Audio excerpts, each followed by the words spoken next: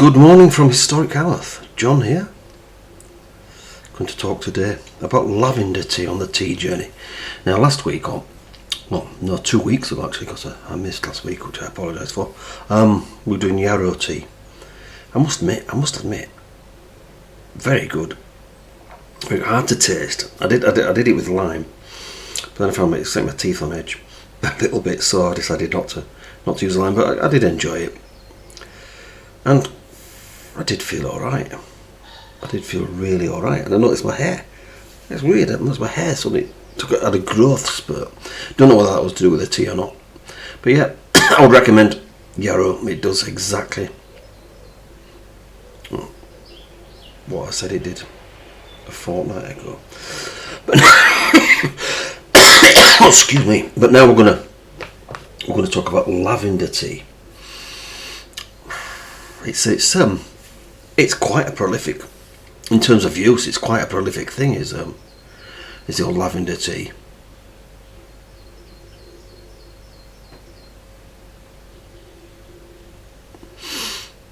It's grown all over the world of French apparently. Grow lots of it and drink lots of it. It's it's actually used for purification. Apparently, in old England. Remember, this is an American book. I'm sort of using as my primary source. Apparently, in old England, lavender was used in bonfires to ban evil spirits, and that meant viruses, bacteria, and the plague. And apparently, the French used it to fight cholera. And again, it was,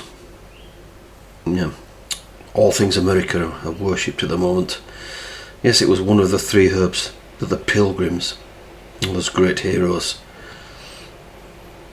that stole a nation in much the same way as we did many times, took with them. Yep, useful. Bit political there, sorry. It's just every time I see the news, the main stories seem to be about what's happening in America. Biden's spoke to Netanyahu and this has happened. It's like, yeah, okay, that's a big deal, but every tiny little thing that happens in America is news to us, and it's like, surely there are things happening closer to home that are of more interest and more relevant to our lives than what's happening in America. It's very strange. It's like, a long time ago I read a book called The McDonaldization of Society. A long time ago. Basically saying, like the burgers are standardised and life's becoming like that. Everything is, there's no, people joke about, that's random, but there's no randomness at all. The randomness has been taken out of most things. And it's a similar thing to that. It's like the Americanization of the whole world. Do you know what I mean? It's fair enough. Always when we were kids, if you were role playing, we always wanted to be the American because they were seen as the coolest, and that's fine. Yeah, maybe America is a cool place. Remember, it's quite a young country. And it does behave like, on the world stage, it does behave like an intransient adolescence a lot of times. But anyway, my problem is that a lot of our things, a lot of our history and culture is being eroded and forgotten about. For example, Halloween is more important now than bonfire now. Everywhere you look, it's Halloween, and very little about bonfire night, which was an important cultural thing for us. Whether you like Parliament or not, it's there, and the principles behind it are lovely, and it's good that it's there. Anyway, back to lavender. Sorry about that. It's good for anxiety, tension, headaches, and nerves, and it actually is, because I've been taking it for a week now. I'm going to I'm gonna continue taking it. It'll be the first one I've done for a fortnight, but I've been taking it for a week now, and I've right enjoyed it. I didn't like the taste at first, but you kind of get used to it. So apparently it's attuned to the brain, so it will relieve stress and tension and that depression, mood swings, and I must admit I do feel pretty cool. Apparently Queen Elizabeth I took lavender to calm her headaches. Okay, fair enough.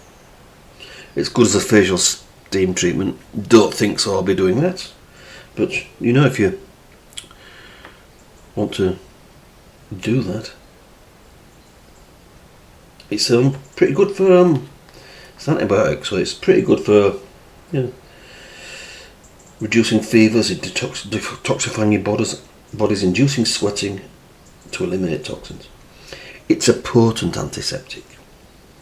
It was used to fight diphtheria, typhoid, streptococcus and pneumonia.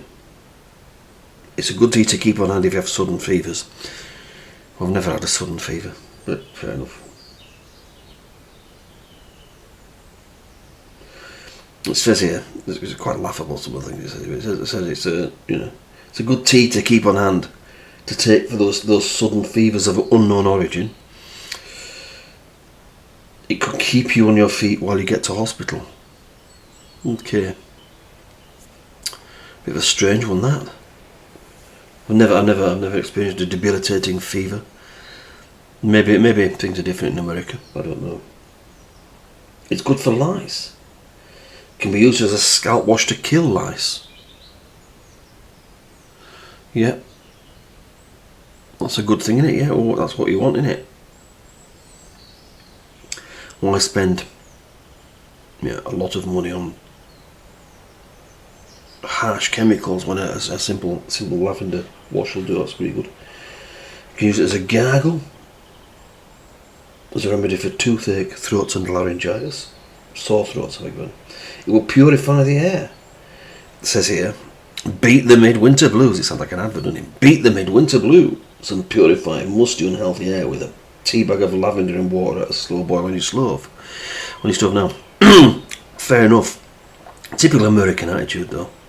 There's an energy crisis, but it's okay to stick a tea bag, stick it, waste it, stick it, burn an incense stick. It's good for vomiting and diarrhea, which is good. It can ease vomiting and diarrhea while you call the doctor. Okay.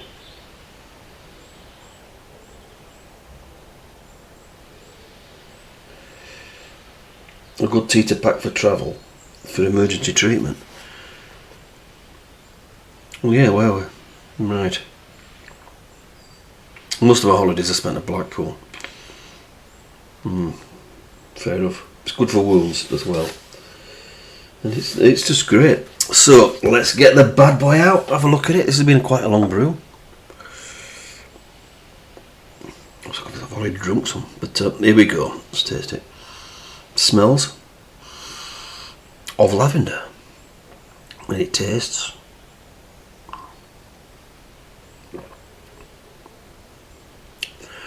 of lavender.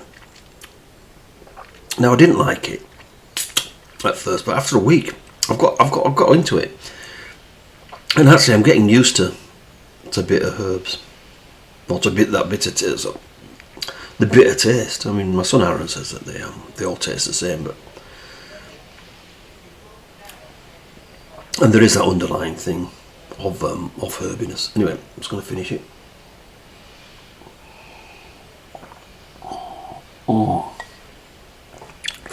But I've enjoyed it.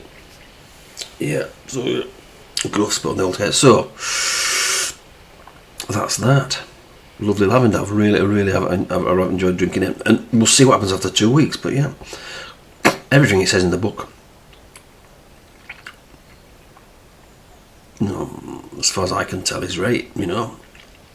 Mood is better. So, but we'll see how we get after a few weeks. Cheese update time. Well, yes, not bad. was currently working through a series called The Avengers. Nothing to do with the Marvel Universe, but it's alright. Black and white. In fact, you know, from it started the year I was born. And it's just interesting to see how television's changed in my lifetime. But the plots are just... they're just like sometimes the first time some of these ideas were ever used, and now they're regular. That, you know, they are regular fare for us all. And that's that really. But yeah, the hearing is fine. And now for next week, what we're doing next week, I have something called Wormwood, which I've already tried once, and I believe is the bitterest tea there is.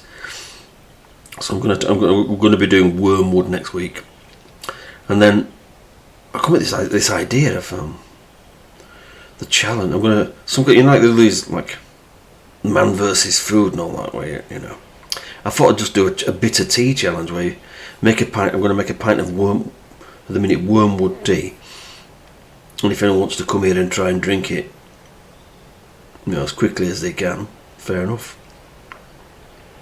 Just for kudos, so I've got no, you know, I've got nothing to offer. Prize wise, just for kudos. Yep. Yeah, that's that. So there we go. That's that. Thank you for listening. I hope you have enjoy the rest of your weekend is wonderful. And I'll see you next time. Thank you.